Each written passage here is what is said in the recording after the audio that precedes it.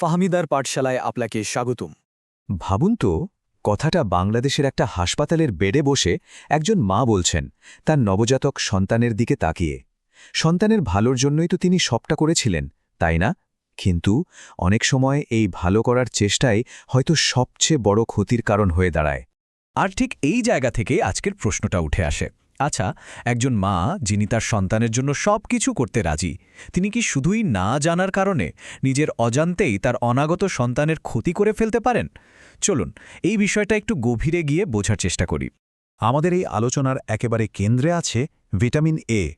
জিনিসটা কিন্তু শরীরের জন্য খুবই দরকারি, কিন্তু সমস্যাটা হলো প্রেগন্যান্সির সময় এই ভিটামিন এ একদম একটা দুমুখো তলোয়ারের মতো হয়ে যায়।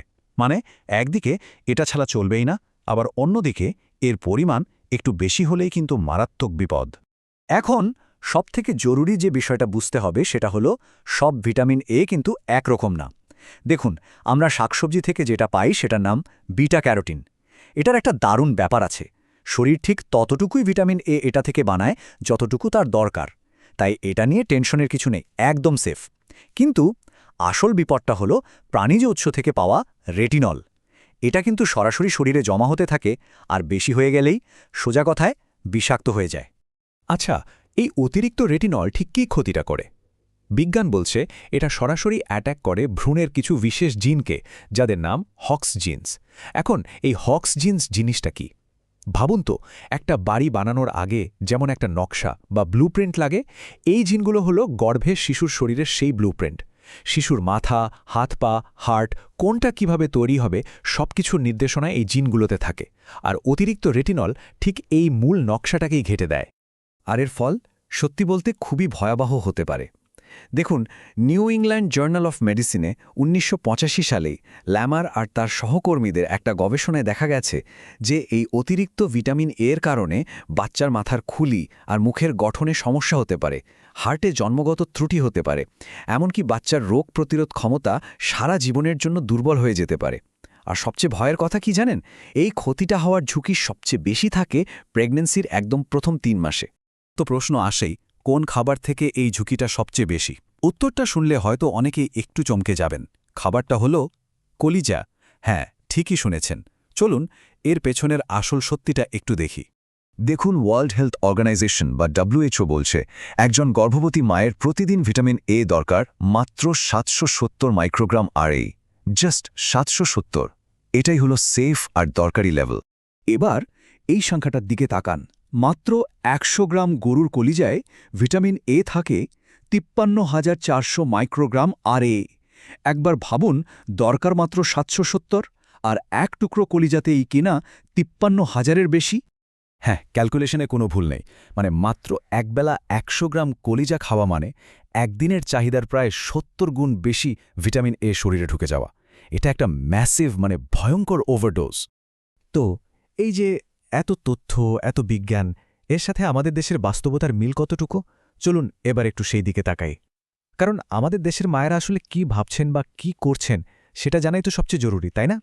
হেলেন কেলার ইন্টারন্যাশনাল বাংলাদেশের ২০২০ সালের একটা রিসার্চ কিন্তু বেশ অবাক করার মতো। তারা বলছে আমাদের দেশের প্রায় ৩২% মাই জানেন না যে ভিটামিন এ সাপ্লিমেন্ট আর কলিজা একসাথে খাওয়াটা কতটা বিপজ্জনক হতে পারে। মানেটা কি দাঁড়ালো? দেশের প্রায় প্রতি ৩ জনে একজন মা নিজের অজান্তেই এই রিস্কটা নিচ্ছেন। আবার দেখুন, আইসিডিআরপি আর বিডিএইচএসের তথ্য থেকে আমরা আরও কিছু বিপজ্জনক ধারণা পাই। যেমন শহরের শিক্ষিত পরিবারেও একটা ধারণা আছে যে বেশি খেলেই ভালো। আবার গ্রামের দিকে মায়েরা বিশ্বাস করেন কলিজা খেলে বাচ্চার চোখ ভালো হবে, আর এই ভেবে সপ্তাহে ৩-৪ বারও কলিজা খান। দুটোই কিন্তু সমান বিপজ্জনক। আচ্ছা, অনেক তো হলো সমস্যা আর ঝুঁকির কথা। এখন সবচেয়ে জরুরি অংশ, সমাধানটা কি? তাহলে একজন গর্ভবতী মা কি খাবেন আর কোনটা এড়িয়ে চলবেন? চলুন এবার একটা সেফ অ্যাকশন প্ল্যান দেখে নিই। সবচেয়ে সেফ অপশন হলো রঙিন শাকসবজি আর ফল। গাজর, মিষ্টি কুমড়া, পালং শাক যত খাবেন কোনো ভয় নেই, কারণ এগুলোতে তো আছে সেই ভালো ভিটামিন এ, মানে বিটা ক্যারোটিন, যেটা থেকে শরীর শুধু নিজের প্রয়োজন মতোই ভিটামিন বানায়।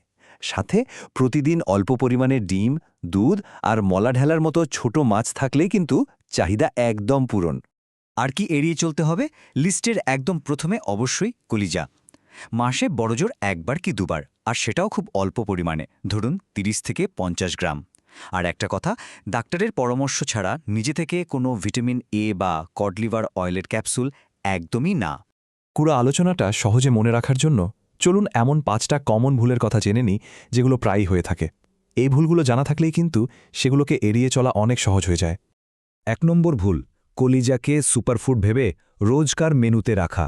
2, ভিটামিনের সাপ্লিমেন্ট খাচ্ছেন আবার কলিজাও খাচ্ছেন। 3, আর এটা সবচেয়ে খাতারনাক ভুল, প্রেগন্যান্সির প্রথম 3 মাসে বেশি বেশি কলিজা খাওয়া। 4 নম্বর, ন্যাচারাল জিনিস তো, ক্ষতি কি, এই ভেবে প্রাণীজ খাবারও অতিরিক্ত খাওয়া। আর 5 নম্বর ভুল, ডাক্তারকে না জানিয়ে অনলাইন ঘেটে সাপ্লিমেন্ট খাওয়া শুরু করা।